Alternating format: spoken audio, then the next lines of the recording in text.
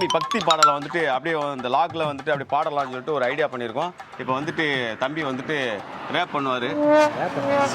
அது என்ன பாட்டுனா சாங்கு தான். ராப் பண்ணுவார். ராப்பா என்னது? ரேப் தான். ராப் பண்ணுவார். இப்போ பார்த்தீங்கன்னா அந்த பாட்டை பாடுவார். பாடுறா தம்பி. மணியே மணி நூலியே கொண்டிருக்கும் நம்ம தேனி திருச்சியில் ஒரு நல்ல பாடல்களை கேட்டு மகிழுங்கள். நம்ம தம்பி பாடுங்கள். போனாதான் வரும். இல்ல நீ நின்றாலே வரும். தென்னாட்டின் முகவரியே வேலவனே முருகா.